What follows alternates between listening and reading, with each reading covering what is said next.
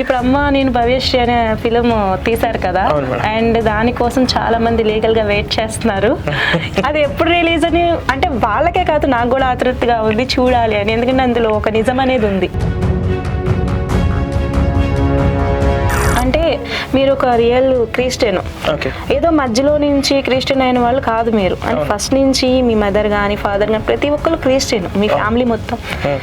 మీరు ఇలాగా వ్యతిరేకంగా క్రిస్టియన్కి వ్యతిరేకంగా చేయడానికి గల ఉద్దేశం ఏంటి? వెనకాల ఉన్న ఉద్దేశం? క్రిస్టియన్కి వ్యతిరేకంగా కాదు, నేను చేసిన ప్రయత్నం చూసి నిజంగా ఆ యేసు ప్రభు ఉంటే ఫస్ట్ సంతోషించేది నన్ను చూసి. డైలీ వీక్లీ వాళ్ళు చర్చికి వెళ్ళేవాళ్ళు, బాగా ప్రభు అంటే బాగా నమ్మకం వాళ్ళకి, అండ్ ఏదైనా కానివ్వండి వెళ్ళేవాళ్ళు. వీక్లీ వచ్చి 2K ఇమ్మని చెప్పి అనేవాళ్ళు అంట. దర్శన భాగం దశమ భాగం సారీ, అంటే మాకు అలవాటు లేదు కదా. అండ్ ఈ పాస్టర్లందరికీ బుద్ధి రావాలంటే కనుక అదే కరెక్ట్. ఈ అమ్మాయిలు వాళ్ళకి ఎట్లా పడ్డారు? వాడి వయసు ఎంత? 45 అలా ఉంటాయండి, చాలా ఏజ్డ్ పర్సన్. అసలు మాకే పడ్డరు అది పక్కన పెట్టండి. ఈ అమ్మాయిలు అసలు వాళ్ళకి ఎట్లా పడ్డారు? అయ్యో ప్రవీణ్ గారు మీరు భలే అంటారు. మంచి అమ్మాయిని చూసుకొని మేబీ లేదు సార్, చూసుకొని నిజం అంటే యాక్చువల్లీ రియాలిటీ చెప్పాలంటే ఒంగోపెట్టి నుంచోపెట్టి ప్రార్థనలు అంటారు కదా, ఇవే అవి. మా డాడీని కొడతామేంటని పాస్టర్ కొడుకు వచ్చాడు. అరే నీకు అక్క ఉంది కదా అక్కడ నుంచో పెట్టి మా డాడీని తీసుకొస్తానని చెప్పా. మా అక్కడ నిలబడ్డం ఏంటి అన్నాడు. మరి నీ అక్క లాంటి దాన్ని కదా నేను. ఇంకోటి కూడా ఉంది, నిజంగా దేవుడా అండి? అసలు యేసు ప్రభు దేవుడు కాదు. ఒకవేళ ఇన్ కేసు యేసు ప్రభు దేవుడు అంటే అది యేసు ప్రభుకి అవమానము. అంటే ఆ మధ్యలో పుట్టిన దాంట్లోనే బొట్టు పెట్టుకోకూడదు, మొగుడు ఉండగానే ముండమోపిలాగా తెల్ల చీర కట్టుకోవాలి, ఇంకా పక్కన దేవుని సైతాన్ అనాలి, లేదా నువ్వు ఎవరితో ఒక 10 మందితో పో, దేవుడి దగ్గరికి వచ్చి మోకాళ్ళ మీద నుంచో నిన్ను క్షమిస్తాడు అని చెప్పి రాసుందా? ఇవన్నీ ఉన్నాయి. అంటే ఇవన్నీ ధర్మం. ఇంకా చెప్పాలంటే ఈయన బైబిల్ దేవుడు యెహోవా ఏం చేసిండంటే ఒక క్యారెక్టర్,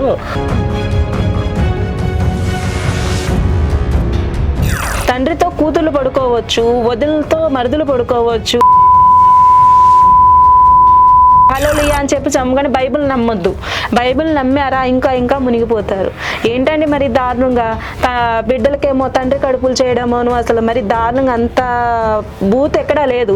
మేడం ఇప్పుడు ఈ వీడియో రిలీజ్ అయిన తర్వాత కొంతమంది పాస్టర్లు వాళ్ళ ఇష్టానుసారంగా ఒకవేళ మాట్లాడారనుకోండి, వాళ్ళకి మళ్ళీ మీరు సమాధానం చెప్పే ప్రయత్నం చేస్తారా? చెప్తాను, ఖచ్చితంగా చెప్తాను. నేను ఎందుకంటే నేను మాట్లాడింది తప్పు కాదు, నేను ఎవరి గురించి చెప్పలేదు, నా విషయంలో రియాలిటీ చెప్పాను. ఎందుకంటే నేను ఒక హిందూ సాంప్రదాయం తెలిసిన మహిళని, నేను ఒక ఆడపిల్లని, నన్ను మా అమ్మ నాన్న అలా పెంచలా. ఒక మొగుడు కాదు నీకు 2 మొగుళ్ళు ఉన్న దేవుడు క్షమిస్తారా అంటే దానికి అర్థం ఏంటి? మీరే చెప్పండి, ఏం చేయాలి అలాంటి వాళ్ళని?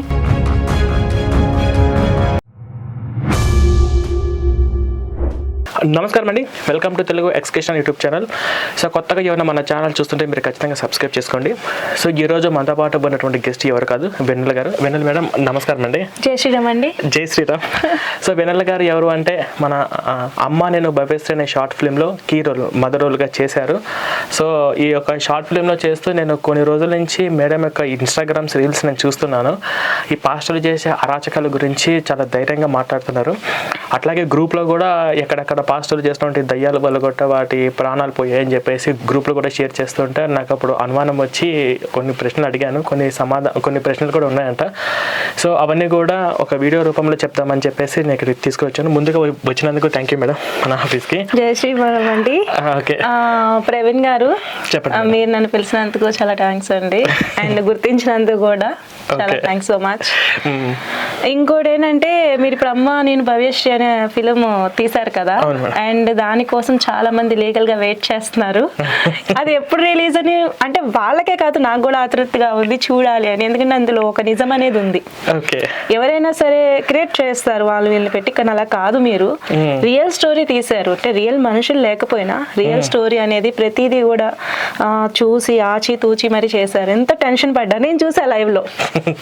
ప్రవీణ్ గారు పడిన టెన్షన్ నేను చూసా, అంటే ఏది ఎక్కడ పోతుందా, లేదు మనం రియల్ చూపించాలి అని చెప్పని చాలా కష్టపడ్డారు. అది ఎప్పుడు రిలీజ్ కొంచెం ఏదన్నా ఓకే, ఈ ప్రాసెస్ జరుగుతుంది. ఈ వీక్ ఎండింగ్ కల్లా ట్రైలర్ రిలీజ్ చేస్తాను. నెక్స్ట్ వీక్ కల్లా ఇది గ్రాండ్గా ప్రమోట్ చేయడం కోసం చూస్తున్నాను, కొంతమంది స్పెషల్ గెస్ట్ని ఇన్వైట్ చేసి. సో అతి త్వరలో షార్ట్ ఫిల్మ్ సంబంధించి అప్డేట్ ఈ వీక్లో అయితే ట్రైలర్ వస్తుంది మేడం. సో ఇంకో విషయం ఏంటంటే ఈ షార్ట్ ఫిలింలో ఎప్పుడు ఏ జరిగినా కూడా నేను సపోర్ట్గా ఉంటాను. ప్రవీణ్ గారు ఏదైనా సీన్స్ మిస్ అయినా రీషూటింగ్ పెట్టాలన్నా లేదా ఏదైనా కంటిన్యూ మిస్ అవుతుంది నాకు ఫోన్ చేయండి వస్తానని చెప్పేసి అన్నారు. విచిత్రం ఏంటంటే మేడంది ఇక్కడ సిటీ కాదు, విజయవాడ నుంచి. నేను ఈ క్యాట్ కోసమైనా విజయవాడ నుంచి వస్తాను, ప్రాబ్లం ఏమి లేదని చెప్పి నాకు చాలా సపోర్ట్ చేశారు. దాంట్లో రియాలిటీ ఉంది, అందుకనే నేను ఎంత దూరం నుంచైనా వస్తాయి. మేబీ ఇక్కడే కాదు, దుబాయ్ ఢిల్లీ అయినా సరే వెళ్ళేదా. చాలా రియాలిటీ ఉంది నిజంగా.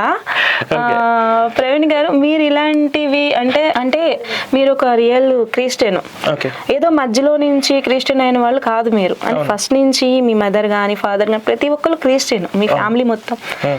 మీరు ఇలాగా వ్యతిరేకంగా క్రిస్టియన్కి వ్యతిరేకంగా చేయడానికి గల ఉద్దేశం ఏంటి, వెనకాల ఉన్న ఉద్దేశం? క్రిస్టియన్కి వ్యతిరేకంగా కాదు, నేను చేసిన ప్రయత్నం చూసి నిజంగా ఆ యేసు ప్రభు ఉంటే ఫస్ట్ సంతోషించేది నన్ను చూసే.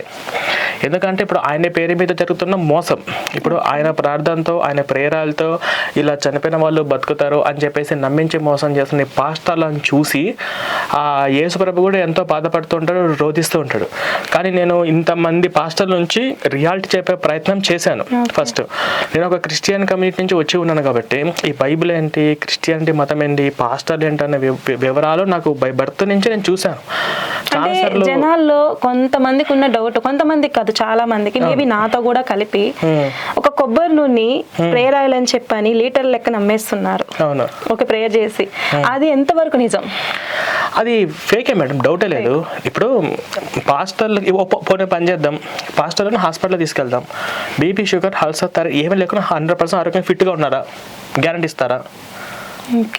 మరి వాడికే ప్రేయర్ ఆయిల్ చేసి ప్రార్థనతో రోగాలు తగ్గించని చెప్పి నమ్మించే పాస్టర్ గడికే దిక్కులేదు. ఇంతకుముందు గుర్రం జాషువా అనే పాస్టర్ యాక్సిడెంట్ కాళ్ళు ఇరిగింది. కాళ్ళు ఇరిగినందుకు ఆయన ఫేస్బుక్ లో పోస్టులు పెట్టి 2-3 లక్షలు డబ్బులు దండుకున్నాడు. అంతకుముందు ఒకటి పాస్టర్ ఉన్నాడు, వాడి పేరు సాయిల్ అన్న అని చెప్పేసి ఉన్నాడు. వాడు రాజమండ్రిలో ప్రోగ్రామ్ ముగించుకొని ఇటు హైదరాబాద్కి వచ్చే దారిలో బైక్ యాక్సిడెంట్ కింద పడ్డాడు. బైక్ యాక్సిడెంట్ కింద పడి కోమలోకి వెళ్ళిపోయాడు. కోమలోకి వెళ్ళి నాకు ఇప్పుడు బాగాలేదండి అని చెప్పేసి నాకు డబ్బులు అడుగుతున్నాడు. అసలు నిన్న మొన్న ఒక పాస్టర్ కూడా ఫుల్ తాగి బండి మీద తాగి యాక్సిడెంట్ చచ్చిపోయాడు కదా రాజమండ్రిలో. మరి ప్రేరాలతో అసలు బిషప్ పోప్ ఇప్పుడు చచ్చిపోయాడు కదా, వీల్ చైర్ మీద ఉండి ఆయన మొత్తం ప్రపంచంలో ఉన్న రోమన్ క్యాథలిక్ క్రిస్టియానిటీకి ఒక పెద్ద ఆర్గనైజేషన్ చేసిన వ్యక్తే కదా. నెల రోజులు కిడ్నీ నొప్పులతోటి బాడీ పెయిన్స్ తోటి నడవలేక వీల్ చైర్ మీద హాస్పిటల్ క్రిటికల్ పొజిషన్ చచ్చిపోయాడు. వీళ్ళు చేసేది నిజమైన ప్రార్థన అయితే పాస్టర్లు బతకాలి కదా, విశ్వాసం అయితే పక్కన వీళ్ళే కావాలి కదా. ఇంకా ఇవి ఉప్పల్లో కూడా పాస్టర్ యాక్సిడెంట్ చచ్చిపోయాడు. అంటే ఈ ప్రవీణ్ పగడాలకు సంబంధించిన విషయంలో అంత్యక్రియలు చూద్దామని చెప్పేసి అక్కడికి పాస్టర్ చచ్చిపోయాడు. కరుణాకర్ అని చెప్పేసి ఇంకో పాస్టర్ కూడా యాక్సిడెంట్ చచ్చిపోయాడు. మొత్తం పాస్టర్లు వీళ్ళ ముందు వీళ్ళకి స్వస్థతలు చేయాలి కదా, అది నిజమైతే. ఇంకోటి ఏంటంటే ఇది చట్టరీత్యా నేరం. Drugs and medical tribunal act కింద కూడా ఇలా చేసే వాళ్ళని కూడా అరెస్ట్ చేయాలి బహిరంగ స్వస్థ సభలను పెట్టుకుంటూ. సో ఈ ఫ్రాడ్ గురించి మనము జనాలలో చైతన్యం కలిగించడం కోసం మొత్తం ఈ 3 లక్షల మంది పాస్టర్లు ఇదే మోసం చేస్తూ ఉంటారు. అంటే దేశవ్యాప్తంగా 25 లక్షల మంది పాస్టర్లు ఉన్నారు, వాళ్ళందరూ కూడా ఇదే చెప్పి మోసం చేస్తున్నారు. ఇప్పుడు కృష్ణా నదిలో నీళ్లు తీసుకొచ్చి అండ్ బాటిల్లో పెట్టి అండ్ చాలా మంది పాస్టర్ని చూస్తున్నాను, టచ్ అనగానే కింద పడిపోతున్నారు. అండ్ దయ్యం పడితే దయ్యం వదిలేస్తుందంట. నిజంగా దేవుణ్ణి నమ్ముకున్న దయ్యం ఎందుకు పడుతుంది? ఇప్పుడు ఒకవేళ నిజంగా ఒక దయ్యంకో కోరిక ఉందనుకో మేడం, దయ్యం పట్టాలని అనుకోండి, ఎవరికి పట్టాలి? సీఎంకి పట్టమను, లేదా ప్రధానమంత్రి పట్టమా, సెలబ్రిటీలకు పట్టమని చెప్పు. ఇప్పుడు అమాయకులకు బట్టే ఆ దయ్యాల కోరికలు తీరుతాయా? ఇప్పుడు వీళ్ళు కూడా చాలా మంది ఆయన తల మీద చేయి పెట్టగానే లేదా ఆయిల్ వేయగానే ఓ గంతులేసు దయ్యం పట్టిన వాళ్ళలాగా మా కాలు వచ్చేసింది చెయ్యి వచ్చేసింది అంటున్నారు కదా, ఎంతవరకు నిజం? అది నిజమే. అయితే మా ఫ్రెండ్కి ఒక బట్టతల ఉంది, బట్టతల మీద జస్ట్ 2 వెంట్రుకలు బలిపించండి చాలు, మీకు ప్రేరాయలు. ఒకవేళ 2 వెంట్రుకలు వాళ్ళు నిజంగా కాలు లేని వాళ్ళకి కాలు వస్తున్నాయి, చచ్చిపోయిన శవాలను బతికేస్తున్నారు. అప్పటికప్పుడు స్వస్థతలు చేసి కిడ్నీలో రాళ్ళు కరిగిపోతున్నంట, ఎయిడ్స్ పోతానంట, అన్ని మన షార్ట్. ఎందుకంటే ఆఖరికి ఇక్కడ కూడా కాదు, ఇతర దేశాల్లో కూడా శవపేటికలో శవం పడుకొని ఉంటది అండ్ వాళ్ళు ప్రేయర్ చేస్తారు. మనిషి చనిపోయిన శవం లేసి కూర్చుంటుంది. అంటే ఇది షాక్, ఇది నిజమా లేకపోతే అదంటే క్రియేటివేషన్ అంటే? లేదు మేడం, ఇదంతా కూడా అమాయకుల్ని మోసం చేయడానికి. వాళ్ళ యొక్క ఐక్యూ లెవెల్స్ తక్కువ ఉంటాయి. చర్చికి వెళ్ళే వాళ్ళ యొక్క బ్రెయిన్ ఐక్యూ లెవెల్స్, ఆలోచనలు తక్కువ ఉంటాయి, భయాలు ఉంటాయి. చదువుకున్న వాళ్ళైతే నమ్మరు. మూర్ఖులు, జ్ఞానం లేని వాళ్ళు, వెనుకబడినటువంటి ప్రాంతాలలో ఉన్న వాళ్ళు వాళ్ళని నమ్మిస్తారు. నమ్మించి వాళ్ళని మతం మార్చి వాళ్ళ దగ్గర కానుకలు, దశంభాగాలు, ఇదంతా దర్శనాల గురించి వాళ్ళ దగ్గర నుంచి అమౌంట్ ఇంతని క్రియేట్ చేసుకోవడానికి అని క్రియేట్ చేస్తారు. అంతే మేడం, అందులో ఎటువంటి ఇప్పుడు మన కృష్ణా నది ఉంది. డైలీ కృష్ణా నదికి 4:35కి హారతి ఇచ్చి దీపారాధన చేసి పసుపు కుంకాలు జల్లి ఆ నీళ్ళు వాటర్ ని వదులుతారు అండ్ తాగడానికి కుళాయిలో వదులుతారు. కానీ అదే వాటరు వీళ్ళు బాటిల్లో పట్టి పంచుతున్నారు కదా, కానీ ఫస్ట్ అది పూజ చేస్తారు కదా, అప్పుడు ఆ నీళ్లు తాగకూడదు కదా నిజమైన ఫాస్టర్లు. ఆ వాటర్ అసలు ముట్టుకోకూడదు. వీళ్ళు ప్రసాదాలు తినరు అని అంటే మరి పండించే రైతు కూడా పంట పండించే ముందు కూడా ఒక పూజ చేసి అక్కడ పొలం అంతా కూడా పసుపు చల్లే చేస్తారు కదా. ప్రతిదీ కూడా అంటే మామూలుగా వరి కొంతమంది ఉంటారు, వరి మేము బియ్యం తింటాం అందుకే మేము రొట్టెలు తింటున్నాం అని. ఆ రొట్టె కూడా అంటే పూజ చేస్తేనే వస్తుంది. ఏ దుకాణంకి వెళ్ళినా, ఏ షాప్ కి వెళ్ళినా కూడా షాప్ కు ఎర్లీ మార్నింగ్ వచ్చిన వెంటనే దుర్గా పూజ చేసి అగరబత్తులు వెలిగించే కదా అందరు చేసేది. మరి అక్కడ కూడా వీళ్ళు కొనుక్కోకూడదు. అక్కడ ఓన్లీ షాప్, వీళ్ళు ఓన్లీ క్రిస్టియన్స్ షాప్ లోనే వెతకాలి, క్రిస్టియన్స్ షాప్ లోనే కొనుక్కోవాలి. సరే, ఓకే, అదంతా వస్తుంది. మీరు పాస్టర్లు ఇలా మోసాలు, అరాచకాలు అని చెప్పేసి మీరు రీల్స్ పెట్టారు. మీకు తెలిసిన వాళ్ళు, మీకు కొంతమంది చెప్పారు ఏదో మైనర్ అమ్మాయిని పాస్టర్ రేప్ చేశాడండి విజయవాడలో అని చెప్పి మీరు చెప్పారు. అసలు అది ఒకసారి చెప్పండి, అసలు ఏం జరిగింది? నాకు దగ్గర ఒక 20 years ఉంటాయండి. ఆ టైంలో నేను ఒక చర్చి ఉండేది మా ఇంటి పక్కన. అయితే ఆ చర్చి ఉంటే ఒక 4 పిల్లలు, 4 కాదు, నా దగ్గర చాలా మంది టైలరింగ్ నేర్చుకోవడానికి వచ్చేవాళ్ళు, మా సిస్టర్ నేర్పిస్తారనమాట. అలాగే ఒక 4 పిల్లలు బాగా క్లోజ్ అయ్యారు. అదే 4 పిల్లలు ఒక 1 month క్రితం నాకు కలిసారు. ఏంటమ్మా ఇక్కడ ఉండట్లేదు, ఏమైందని అంటే, అక్క మేము చర్చికి వెళ్ళాం కదా. రీసెంట్ 1 month క్రితం నాకు చెప్పారు. వాళ్ళు అది జరిగి 2-3 months అయింది. వాళ్ళు ఎలా చేశారంటే పాస్టరు ఒక్కో మనిషికి 2 lakhs ఇచ్చి నోరు మూపించాడంట. అండ్ చాలా చిన్న అంటే వాళ్ళని ఏం చెప్పను, ఎందుకంటే వాళ్ళ మదరు, డాడీ అండ్ ఇది చాలా బాధపడతారు చెప్తేనేమో. చిన్నపిల్లలు కదా. డైలీ వీక్లీ వాళ్ళు చర్చికి వెళ్ళేవాళ్ళు, బాగా ప్రభు అంటే బాగా నమ్మకం వాళ్ళకి. అండ్ ఏదైనా కానివ్వండి వెళ్ళేవాళ్ళు. వీక్లీ వచ్చి 2K ఇమ్మని చెప్పి అనేవాళ్ళు అంట. దశమ భాగం సారీ, అంటే మాకు అలవాటు లేదు కదా. క్రిస్టియన్స్ లో దశమ భాగం అంటారు. దశమ భాగం అంటే సంపాదించుకున్న సంపాదనలో 10వ వంతు అన్నమాట. 20,000 సంపాదించుకుంటే 2,000. యాక్చువల్ ఏంటంటే మేము గుడికి వెళ్తే మాకు తోచినంత వేస్తాం. ఒక 1 రూపీ ఉంటే 1 రూపీ వేస్తాం, 10 రూపీస్ ఉంటే 10 రూపీస్ వేస్తాం. అసలు వేయకపోయినా ఆ పంతులు గారు మాకు ఒక తీర్థం ఇచ్చి పంపిస్తారు. కానీ ఈ చర్చికి వెళ్ళే వాళ్ళు ఏమంటే, ఒక చర్చికి వెళ్ళిన వాళ్ళు ఇంకో చర్చికి వెళ్ళరు, వాళ్ళకే పడదు కొట్టుకుంటారు. అలాగే ఆ పాస్టర్ గారు ఈ పిల్లల్ని వేరే చర్చికి వెళ్తుంటే మానిపించి ఏదో ఎగ్జామ్ లో పాస్ చేపిస్తాను, నేను నెత్తి మీద చేయి పెట్టి ప్రేయర్ చేస్తే మీరు పాస్ అయిపోతారు, లేదా మీరు గోల్డ్ కొనేసుకుంటారు, మీకు మంచి ఉద్యోగస్తుడు భర్త వస్తాడు, ఇలాంటి మాటలు చెప్పి వాళ్ళని సపరేట్, మహిళలకి సపరేట్ ప్రార్థన, కూడికల ప్రార్థన ఏదో అంటారు, దానికి పిలిచారంట. పిలిస్తే వీళ్ళు వెళ్తున్నారు. అండ్ శుక్రవారమే ఎప్పుడో వెళ్తున్నారు. వెళ్తూ ఉంటే కొన్ని రోజులకి 14 సంవత్సరాల పాప, మహిళల కూటమి. ఓకే, అయితే వెళ్తూ ఉంటే ఒక చిన్న పాపకి, అండ్ నేను చెప్పను 14 ఏళ్ల పిల్లకి ప్రెగ్నెన్సీ వచ్చిందంట. ఇది ఎలా సాధ్యం అంటే ఆ పాస్టర్ అన్నాడంట, అంతా దైవలీల అన్నాడంట. 14 సంవత్సరాల అమ్మాయిని చేసి, ఇప్పుడు ఆ పాస్టర్ గారి కూతురు, ఆ పాస్టర్ గారి అక్కను నేను కూడా చేసి ఇది కూడా దైవలీల అంటే వాళ్ళకి కూతుర్లు ఉన్నారండి, బాగా చదివించుకుంటున్నారు మంచిగా. పాస్టర్ కూతురుతో నేను కూడా చేసేసి ఇది కూడా దైవలీల అన్నాడు అనుకో, అది సరిపోతుందా? ఇంకా అనాలి, అదే చేయాలి ఇక మీదట. అండ్ ఈ పాస్టర్లందరికీ బుద్ధి రావాలంటే కనుక అదే కరెక్ట్. నిజం చెప్తున్నా. సరే, అది మనకు అది వాడు మనం చేయలేం. కానీ ఇప్పుడు 4 అమ్మాయిలకి చేసారు, అయిపోయింది. ఆ అమ్మాయిని టచ్ చేయడం ఎక్కడ పడితే ఒక పాపకే వచ్చింది. ఆ పాపకి రావడం మూలాన ఈ 3 బయటకు వచ్చారు. ముగ్గురు బయటకు వచ్చారు. ముగ్గురు బయటకు వచ్చారు. బయటకు ఎంతమంది ఉన్నారు అంటే ఒక నలుగురు, ఇంకెంతమంది ఉన్నారో తెలీదు. మేబీ ఈ దీని వెనకాల, ఈ అరాచకం వెనకాల ఎంతమంది ఉన్నారో అనేది తెలీదు. అండ్ ఈ నలుగురు ఫాదర్కి తెలిసి చర్చికి వెళ్తే, ఎక్కడ చర్చి విజయవాడ అయితే చర్చికి వెళ్తే ఏంటంటే ఇలా జరిగింది, మీరు ఇలా చేశారంట, మా అమ్మాయిని ఎక్కడ పెడితే అక్కడ ముట్టుకున్నారంట, ప్రార్థన అని చెప్పి మిమ్మల్ని నమ్మి వస్తే మీరు ఇలా చేయడం కరెక్ట్ కాదు కదా అని అన్నారంట. అని అంటే అంత ప్రభు ఎలా చెప్తే అలా జరిగిద్ది అన్నాడంట. ఓకే అయిపోయింది, మేము ఏదో కేసు పెడతామండి, ఇలా ఇలా ఇలా చేస్తారు అనుకోలేదు అని చెప్పని ఫాదర్స్ ఉంటారు కదా, వాళ్ళంటే మీరు బయటికి వెళ్తే మీరే చెడు చేస్తారు, నా పలుకుబడి వాడి మీరు అబద్ధాలు చెప్తున్నారని డబ్బు కోసం నేను చేస్తాను, భవిష్యత్తు లేకుండా చేస్తాను మీ పిల్లలకి అని చెప్పి బెదిరించి. అండ్ ఇది చాలా వరకు బయటకు రాలేదండి, అసలు రాలేదు, చాలా వరకు కాదు, రానివ్వలేదు. ఒక్కో పాపకి 2 lakhs కింద ఇచ్చారంట. అండ్ వాళ్ళు గుంటూరు వెళ్ళిపోయి ఉన్నారు. ఎగ్జామ్ అంటే ఎగ్జాక్ట్లీ ఇక్కడ ఉంటే వాళ్ళు నాకు తెలిసేది, మేబీ వాళ్ళు ఇక్కడ లేరు, సడన్లీ వచ్చారు. అట్లా మేడం, ఈ అమ్మాయిలు వాళ్ళకి ఎట్లా పడ్డారు? వాడి వయసు ఎంత? 45 అలా ఉంటాయండి, చాలా ఏజ్డ్ పర్సన్. అసలు మాకే పడ్డరు, అది పక్కన పెట్టండి. ఈ అమ్మాయిలు అసలు వాళ్ళకి ఎట్లా పడ్డరు? అయ్యో ప్రవీణ్ గారు మీరు భలే అంటారు, ఒక మంచి అమ్మాయిని చూసుకొని మేబీ లేదు సార్, చూసుకొని నీ అకౌంట్ లో నేను 10 లక్షలు ఇస్తాను ఈ రోజు అని చెప్పండి. అవునా? వాళ్ళ కుటుంబ సమస్యలు ఉంటాయి కదా. అండ్ నేను ఇప్పుడు ఉన్నట్టుండి నేను పాస్ చేస్తాను, నువ్వు అసలు ఎగ్జామ్ రాయవసరం లేదు, నేను పాస్ చేసేస్తాను అని చెప్పేసి ఇంకా తీసుకెళ్ళాడా? రూము చర్చి ఇంకా బెడ్రూమ్ అండి. చాలా వరకు చెప్తున్నాను కదండి, చర్చి అనే పదం వాడి అదొక బెడ్రూమ్ గా వాడేస్తున్నారు పాస్టర్లు. నిజంగా అంటే యాక్చువల్లీ రియాలిటీ చెప్పాలంటే ఒంగోపెట్టి నుంచోపెట్టి ప్రార్థనలు అంటారు కదా, ఇవే అవి. మీరు ఏమైనా అనుకోండి, నాకు అంత కోపం వస్తుంది. నాకు ఒక 15 సంవత్సరాలు ఉంటాయి. మా ఇంటి పక్కన చర్చికి సండే వస్తుంది కదా, ఏంటంటే సండే స్కూల్ పిల్లలకి పంపిస్తారు. అయితే నేను కొంచెం అప్పుడు బాగా డాన్స్ కానీ అండ్ యాక్టింగ్ కానీ నాకు అప్పటి నుంచి ఇంట్రెస్ట్, చిన్నప్పటి నుంచి పిల్లలకి నేర్పిస్తాకని చెప్పని నన్ను అడిగారు. అండ్ డాడీకి ఇష్టం లేకపోయినా చిన్నపిల్లలకి నేర్పిస్తాక కదా, ఎగ్జాక్ట్లీ మేము చర్చిలో అసలు అడుగు పెట్టాం. అది వేరే విధంగా ఏం కాదు, మాకు అలవాటు లేదు, ఇష్టం లేదు, అందులో రియాలిటీ ఉండదని. అయితే నేను వెళ్ళేదాన్ని. ఒక 2 weeks బాగానే వెళ్ళాను.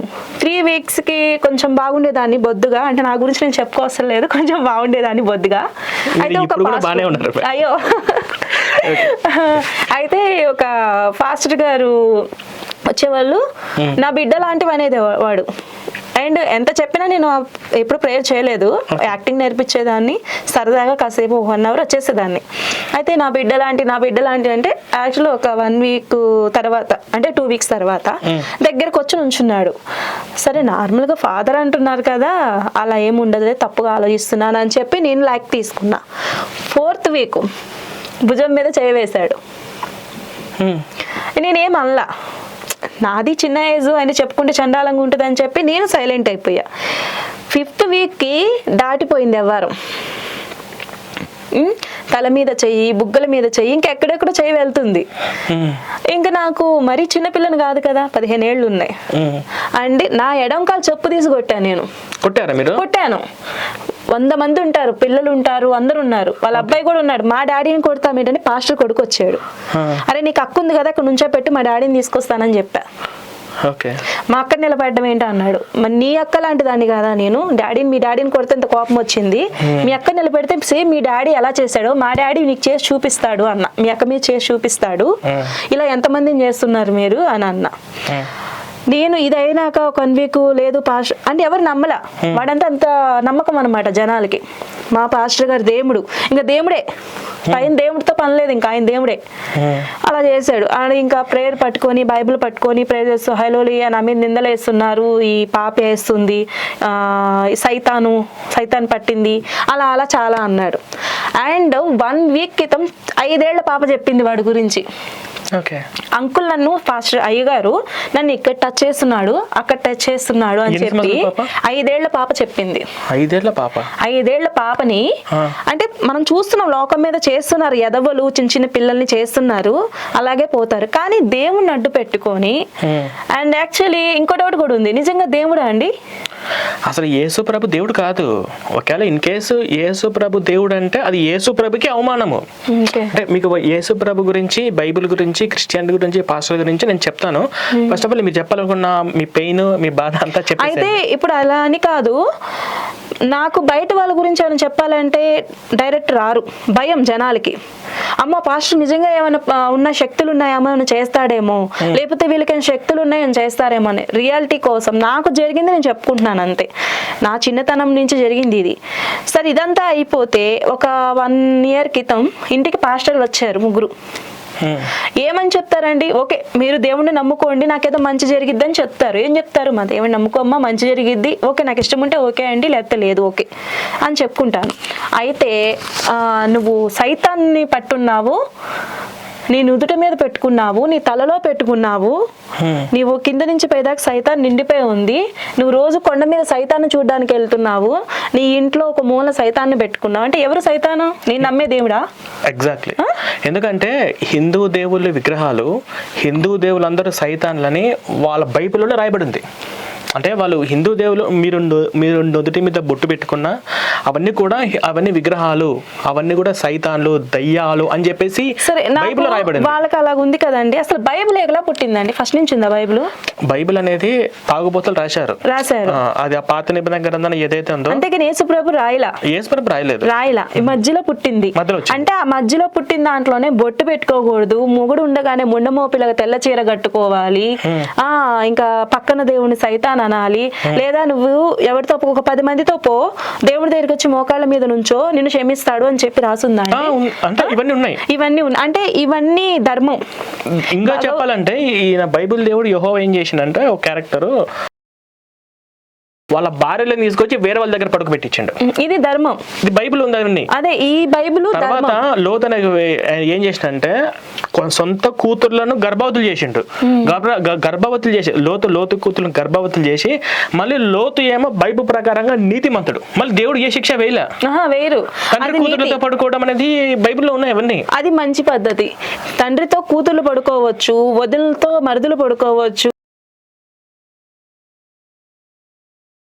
అండ్ ఇది ఎంతవరకు నిజం? ఇంత గొప్పగా చెప్తున్నారు కదా. మేబీ ఆ యేసుప్రభు ఉన్నారో లేదో నాకు తెలియదు. ఆయన నిన్ను అనట్లేదు, ఎందుకంటే ఎవరి నమ్మకం వాళ్ళది. ఇప్పుడు నేను నమ్మే దేవుడు ఉన్నాడో లేడో నాకు అనవసరం, కానీ నమ్మకం అది. మన నమ్మకాన్ని ఇతరులు వచ్చి ఏలెత్తి చూపిస్తుంటే మనం తట్టుకోలేము. అండ్ ఇదే ఒక్కటే చెప్తున్నాను, పాస్టర్ మాట వినండి, కానీ అతికి మించి ఓవర్ చేస్తున్నారు కదా, అది రాంగ్. మీరు ఇప్పటి వరకు ఓకే, ఇంకా మీ ఏమన్నా చెప్పాలని ఉందా? మీ మొత్తం ఇంకేమన్నా? ఇప్పుడు రీసెంట్ గా ఒక అమ్మాయి 11 ఏళ్ల పాప పూర్ణిమగా చనిపోయింది కదా. వాళ్ళ అమ్మమ్మ కూడా చచ్చిపోయారు. వాళ్ళు ఎలా చనిపోయారండి? ఇప్పుడు పాప చచ్చిపోయిన బాధలో భరించలేక తల్లి, మళ్ళీ ఆ తల్లి యొక్క అమ్మమ్మ ఇద్దరు ఇప్పుడు నీళ్ళల్లో మునిగి ఆత్మహత్య చేసుకున్నారు. మరి ఇది ఎంతవరకు న్యాయం అండి? పాపం చంపేశారు, బతుకులకి న్యాయం ఉంటుంది? వీళ్ళకి అసలు న్యాయం కాదు కదా, ఏమీ లేదు. వీళ్ళకి భార్య పిల్లలు కూడా అనవసరం. వీళ్ళు నిజం చెప్తున్నాను, ఏమని అనుకోండి, అడుక్కు తిని బతుకుతున్నారు. దేవుణ్ణి అడ్డు పెట్టుకొని మాయ చేసి అడుక్కు తిని ఇతరుల కుటుంబాలు కూల్చి వాళ్ళ పిల్లలకు హాస్పిటల్లో ఏదైనా రోగం వస్తేమో పెద్ద హాస్పిటల్స్. ఆ డబ్బు కూడా ఎవరిదో కాదండి, మీదే. మీరు గొర్రెలు ఉన్నారు కదా, మీ దగ్గర డబ్బు తీసుకెళ్లి వాళ్ళ పిల్లలు పెద్ద చదువులు చదివించుకొని నగలు కొనిచ్చుకొని అన్ని చేస్తారు. అండ్ చర్చికి వస్తారు కదా, ఆ పిల్లలకి మడిగి మీ చర్చికి వెళ్ళండి, 40-50 రోజులు ఉపవాసం ఉండండి, చచ్చిపోయినా పర్లేదు, మీ రోగం తగ్గిపోద్ది. మరి వాళ్ళ పిల్లలు ఆ చర్చిలో పెట్టి చదువు కూడా ఎందుకండి? యేసుప్రభు చెప్పేస్తారు కదా వచ్చి. ఇంకా చదువు ఎందుకు, హాస్పిటల్స్ ఎందుకు, ఇవన్నీ అనవసరం. లక్షలు పెట్టి ఎందుకు చదివిస్తున్నారు? ₹1,00,00,000 పెడితే కానీ డాక్టర్ సీట్ రాదు. ఇంక వద్దు, ఏం పెట్టొద్దు. మీరు గొర్రెలు కదా, మీరు వెళ్ళి అక్కడ కూర్చోండి, అన్ని వచ్చేస్తాయి. ఇంకో మాట చెప్తున్నా, ఇప్పుడు 4 పిల్లలకి 8 లక్షలు ఇచ్చాడు కదా, ఈ 8 లక్షలు పాస్ట్ ఎక్కడి నుంచి ఇచ్చాడు? ఈ గొర్రెల నుంచి వచ్చే డబ్బులే కదా. ఆ గొర్రెల డబ్బులే. ఆ విషయం ఈ గొర్రెలకు తెలియదు. మేబీ ఇప్పుడు మనం దాని గురించి మాట్లాడుకుంటున్నాం కాబట్టి ఆ టాక్ వచ్చింది. అండ్ ఆ మనీ కూడా ఎవరిది? ఈ గొర్రెలు ఇస్తేనే కదా వచ్చిందండి. ఇంకోటి కూడా అండి, హిందూ ధర్మం ప్రకారం సూత్రాలు కట్టడం కానీ మెట్టలు పెట్టడం కానీ హిందూ ధర్మం. అది హిందూ ధర్మం మీకు నచ్చదు. అసలు హిందువులు మనుషులే కాదు, సైతాన్లు. మరి కొన్ని చర్చిల్లో సూత్రం ఎందుకు కట్టిస్తున్నారు? 50-50 మెటల్స్ ఎందుకు పెట్టిస్తున్నారు? అసలు చీర కట్టుకోవడం కూడా వాళ్ళ బైబిల్లో లేదు. అసలు జాకెట్ వేసుకోకూడదండి వాళ్ళు. మా హిందూ ధర్మం అది. మేము జాకెట్ ఒళ్ళు కప్పుకోవాలి మేము. మరి వాళ్ళ దాంట్లో అదేం లేదు కదా. బైబిల్లో పచ్చిగా ఉంది కదా, నువ్వు గుట్టలిప్పుకొని తప్పు చేసినా సరే కాలు మోకాల మీద క్షమించేస్తాడు దేవుడు అని చెప్పని. మీరు ఎందుకు వేసుకుంటున్నారు అసలు బట్టలు వేసుకోకపోయినా మిమ్మల్ని ఎవరు చూడరు. మీరు చేసే గొర్రె పనులే ఇవి. అసలు లేరు. మీకు నమ్మకం ఉంటే హల్లెలూయా అని చెప్పి చమ్మగానే బైబిల్ నమ్మొద్దు. బైబిల్ నమ్మారా ఇంకా ఇంకా మునిగిపోతారు. ఏంటండి మరి దారుణంగా బిడ్డలకేమో తండ్రి కడుపులు చేయడమోను, అసలు మరి దారుణంగా అంత బూత్ ఎక్కడా లేదు. రామాయణం భాగవతాన్ని ఏలెత్తి చూపిస్తున్నారు. ఏలెత్తి చూపించిన వాళ్ళందరూ పోయారు. లేరు, నేను ధైర్యంగా చెప్తున్నాను. ఏలెత్తి చూపించిన వాళ్ళు ప్రతి ఒక్కరు పోయారు. అందులో ఏం బూతులు ఉన్నాయి? రామాయణం చూపిస్తున్నారు. ఒకడు ఆగాడు, సీతమ్మ తల్లి ఎక్కడో లంకలో కొన్ని రోజులు ఉంది, ఏ తప్పు చేయలేదా అని. దానికి సాక్ష్యాలు ఉన్నాయి చేయలేదని. మంటల్లో దూకింది, బతికింది. మీలో ఎవరైనా దూకండి. తప్పు చేసి మీ యేసుప్రభు వచ్చి బతికిస్తాడు, నేను వెలిగిస్తాను మంటలు వచ్చి, అందులో దూకండి, బయటకు వస్తారేమో. చాలా తప్పు చేస్తున్నారు. కోడు పట్టుకొని ఇంటింటికి తిరుగుతూ ఇంట్లో ఉన్న ఆడపిల్లని పిలవడం, ఈ బైబిల్ నెత్తి మీద చేయి పెట్టడం. ఆ చెయ్యి పెట్టేది కూడా చేయి పెట్టి తల మీద గేరుతా ఉంటారు. అందులో రియాలిటీ లేదు. మీరు చర్చికి వెళ్తే మీరు పాస్టర్ దగ్గర చూడండి. ఇప్పుడు చర్చిలో ఒక 60 మంది ఉన్నారు అనుకో, 40-50 మంది ఆడవాళ్ళే ఉంటారు. పాస్టర్ దగ్గర వాళ్ళ హస్బెండ్ నెంబర్లు ఉండవు, ఆడపిల్లలందరి నెంబర్స్ ఉంటాయి. అందరికీ ఉంటాయి. గ్రూప్ క్రియేట్ చేసుకుంటాడు వాడు, వాట్సాప్ గ్రూప్ క్రియేట్ చేసుకొని ఓన్లీ లేడీసే. వాడు జోసెఫ్ నెంబర్ ఉండదు, మేరీ, జెర్సీ ఆ నెంబర్స్ అయితే ఉంటాయి. అంటే వాడు మొబైల్లోనే ఉంటాయి. ఎప్పుడు మీరు ఇచ్చే కానుకలు ఒక వారం ఇవ్వకండి, 2వ వారం మీకు ఫోన్ రాదు చర్చికి రాలేదేంటని. అదే వారానికి 2,000-3,000 ఇవ్వండి కంపల్సరీ. మీరు ఏంటమ్మా ఈ వారం చర్చికి రాలేదని ఫోన్ వస్తుంది. మీరు ఇచ్చే 10 కేజీలు బియ్యం ఇవ్వండి, వాళ్ళ మొహంలో స్మైల్ చూడండి. కేజీ బియ్యం ఇవ్వండి, ఏళ్ళు కూర్చోపో అంటారు.